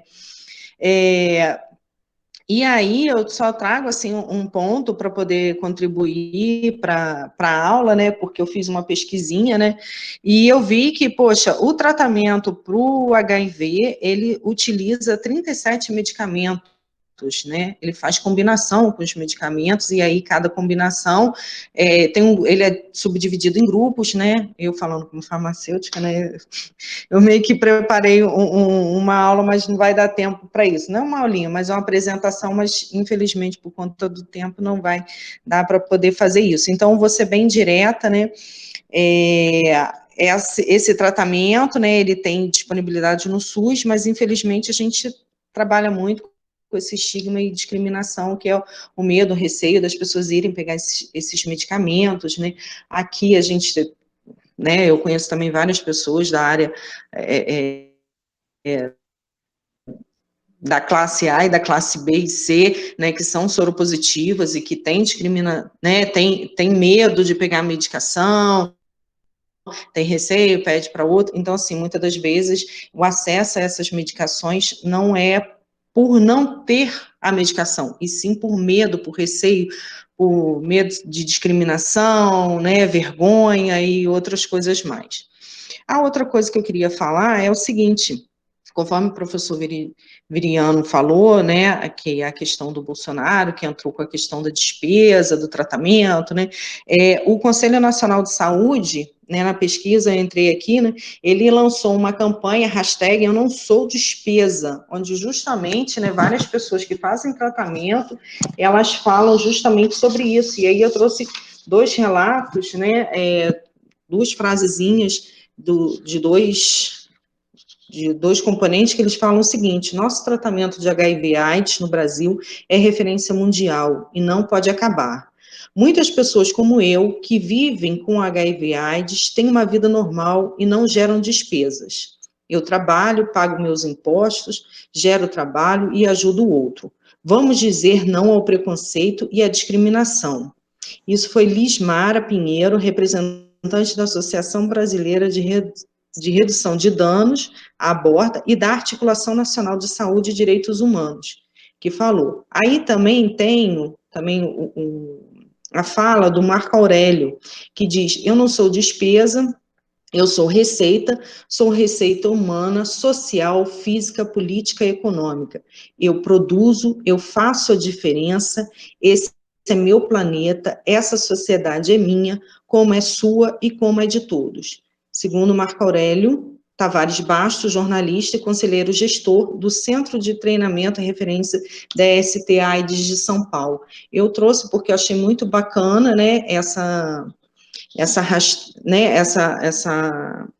proposta deles nessa campanha do Conselho Nacional de Saúde, em que eles falam que realmente eles são produtores, eles pagam seus impostos, eles têm direito à medicação como tratamento, como qualquer outro tratamento do SUS. Isso não é benefício, isso não é caridade, não é nada disso, é direito, né? Tá lá na legislação do SUS, tá tudo direitinho. Então, minha contribuição foi só em relação a isso, que eu achei muito bacana, a pesquisa foi muito boa, é um tema, assim, que embora ele já tenha um pouquinho de idade, mas ele nunca deixa de ser atual, né, atual e, acima de tudo, a gente vive isso. Eu perdi 2 primas minhas, portadoras do soro positivo, tenho isso na minha família, e a gente trata normalmente, né, mas infelizmente a gente vê que a sociedade ainda tem essa discriminação, esse estigma, e eles, né, sofrem esse estigma por conta dessa sociedade aí que, infelizmente, não sabe lidar com o diferente, com o novo, com tudo mais. Era só isso, bem rapidinho, tá bom? Boa tarde. Eu também gostaria de agradecer ao professor Richard Averiano e aos colegas, né? Foi um momento enriquecedor. Eu acho que o exemplo, né, do HIV/AIDS, ele inspira para diversas outras causas, ensina muito. Eu fiquei pensando duas coisas. Uma é sobre a questão quanto o estigma ele é adoecedor, né? Até porque ele coloca a culpa na pessoa e a responsabilidade nela, como vocês trouxeram. E aí pensando no cenário também atual, né, da pandemia e nesse desmonte da política né, dessa política brasileira de combate ao HIV, com o agravamento da desigualdade social e da pobreza, com o aumento dos casos também, né, de infecção por HIV, fiquei pensando como é que está a situação, né, e como vai ficar dessas pessoas, como é que vai ser isso. E também sobre a incapacidade para o trabalho, que é o tema, né, do meu interesse, mas pensando que existe, exatamente com o tratamento, muitos, né, usuários, pessoas que têm HIV, elas podem estar trabalhando, mas existe também, no caso, sempre fiquei nessa dúvida de ver pessoas que teriam condição de trabalhar, mas recebem benefício à aposentadoria, e que gostariam de estar trabalhando, né? Então, acho que tem muito uma questão aí de uma incapacidade também social, de não conseguir se inserir, embora gostaria de estar trabalhando, né? Tem quem precisa estar afastado, porque a condição de saúde não permite, mas tem também quem não consegue se inserir, né? Por questões sociais ligadas a estigmas e ao próprio preconceito, né? Mas se vocês pudessem, né, só falar um pouco mais sobre isso. E aí eu agradeço. Eu não sei se eu vou conseguir ficar também até o final, mas de qualquer forma agradeço. Ótimo. Acho que tem pelo menos mais uma ou... Sou eu, professor Richard Gorete. Okay. Então, eu acho que é lugar comum, a aula foi excelente, sem dúvida. É instigante, adorei. Vocês estão de parabéns, os dois. Mas, assim, a minha perguntinha era mais, voltando um pouquinho, acho que não sei se vai caber responder, mas na fala do professor Veriano, eu achei interessante sobre o advocacy. E aí me veio essa questão, né, eu me pergunto, né, a prática do advocacy, ela tem influência, ela tem força sobre as políticas públicas, em especial em comunidades, seja para HIV, AIDS, ou até mesmo na questão da pandemia hoje, né, que também é uma forma de estigma. É engraçado que outro dia eu estava no laboratório e uma senhorinha falou, nossa, eu vim fazer exame de Covid. Menina, foi impressionante, assim, as pessoas se afastaram, e ela realmente só ia fazer porque aí depois ela, olha, eu vou fazer uma cirurgia, é obrigatória. Então, essa questão do preconceito e estigma também vai além, né, da AIDS e do HIV. E em tempos de Covid também a gente está vendo isso, em relação aos profissionais de saúde. E a minha pergunta ficou lá atrás, se o advocacy ele tem força sobre as políticas públicas ou tem influência sobre as políticas públicas, em especial em comunidades, que eu achei que a fala dele sobre as favelas, as comunidades Kelson, me trouxe essa questão. É isso, obrigada de novo, valeu muito essa aula. Tá ótimo, obrigado. Veri, você começa? Sim, pode ser... não, está aberto o microfone. Tá. Eu acho que só duas perguntas, né? Porque a primeira acho que é menos importante, assim já ela foi mais um comentário, né? Mais referendou o que a gente colocou. Mas sobre essa, começando pela última pergunta, sim, eu acho que sim, o advocacy em comunidades ele é importante. A colega do CEDAPS talvez seja até melhor para falar sobre os resultados do que eu. Mas o próprio Carlos, né, colocou a questão das comunidades de terreiro. E, gente, as comunidades de terreiro em 80, 90, com a quantidade de gente, né, muitos pais de santo eram gays, enfim, homossexuais morreram, e lá o preconceito também aconteceu. E dentro das próprias comunidades de terreiro encontraram seus próprios caminhos, né, para diminuir o estigma e o preconceito e dar exemplos, né, de pedagogia mesmo, de prevenção e tratamento, ao juntar as tradições afro-brasileiras para enfrentar as questões de saúde, não só dentro do terreiro, mas na comunidade em volta. Eu acho que o Carlos falou aqui do trabalho de Mãe Beata, mas também tem o trabalho de Mãe Meninazinha, lá em São João de Meriti, onde a gente vai ver uma Paibira, enfim, são pessoas incríveis que fazem um trabalho imenso de melhoras de condições de acesso à saúde e tratamento não só para o HIV, dentro daquelas comunidades onde aquelas casas de santos se inserem. Às vezes eu fico até pensando, muitas vezes, se algumas violências que acontecem contra as comunidades afro-brasileiras é só por um preconceito religioso, mas também por um preconceito, por uma vingança, vamos dizer assim, porque são lugares de promoção de saúde também, né? De conscientização. Então, a gente sabe que qualquer lugar de conscientização diferente atualmente nesse país está sendo alvo de ações violentas, né? Então, de grupos aí fascistas, coisas assim. Então, é um pouco isso, sim, sem dúvida. E no campo macro, global também, eu acho que é um pouco do movimento de AIDS, mas não somente, mas com uma marca muito importante, que a gente tem uma campanha internacional para o waiver, né, a dispensa das regras de patentes e propriedade intelectual para os produtos da Covid, né, inclusive com a adesão da própria OMS, né, com a COVAX, aí, a iniciativa deles. Então, e só de lançar isso no global, na esfera global, essa importância, acho que talvez, poucas vezes, né, acho que desde Doha, Richard, talvez, né, não se vê um questionamento sobre as ideias de propriedade intelectual tão fortes como agora na Covid, mas isso não é produto da indústria farmacêutica, nem do governo Bolsonaro, ou do governo Trump, é produto muito dos ativistas, tá? Não vamos perder isso, tá? E de algumas pessoas do campo da ciência, certo? Então, eu acho que era isso. Ah, sim, sobre a questão... Gente, é doido, tá? Rapidinho. A cabeça de soro positivo vira esquizofrenia nesse país aqui, porque, por um lado, a gente tem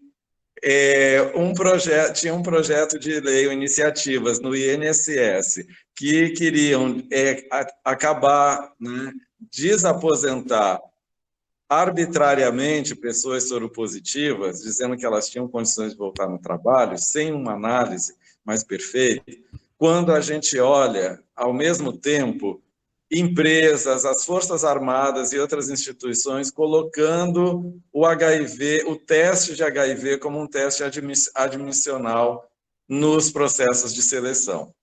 Vai dormir com isso. É esquizofrênico, entende? É como as coisas da saúde. Então, sem dúvida, é uma questão, mas acho que as pessoas devem ser melhor consultadas e estarem discutidas. Acho que isso, né? Claro que isso é mais difícil, porque acabaram com os espaços, os conselhos, onde a gente pode discutir melhor essas coisas. Mas tu não pode simplesmente retornar uma pessoa soropositiva depois de 5, 6 anos, 10 anos de aposentada para o local de trabalho, onde aquele local de trabalho, às vezes, não fez uma oficina de prevenção de esclarecimento, né? Onde tem um altíssimo nível de estigma, onde não oferece nenhuma oportunidade de capacitação ou recapacitação, reciclagem daquele trabalhador. Aí simplesmente bota a pessoa 15 anos depois na empresa, mudou tudo, computador, mudou sistemas, tudo mais, a empresa não oferece nada, nunca fez uma oficina, né? Mal uma palestra de CIPAT, e quer voltar, mas ao mesmo tempo as Forças Armadas e outras instituições, o Itamaraty, enfim, querem botar de novo ou já colocam o HIV como, ao mesmo tempo, tem que desaposentar, soro positivo pode trabalhar, mas não pode ser soldado, mas não pode entrar na instituição A ou B ou C para trabalhar, né? Então, é doido. A pessoa pira por isso, né? Isso é estigma também. Um pouco para... Acho que tá bom, eu também já vou ter que sair, que eu tenho outra coisa agora em seguida. Tá, muito tá obrigado. ótimo, Veriano. Muito obrigado aí pela atenção, pela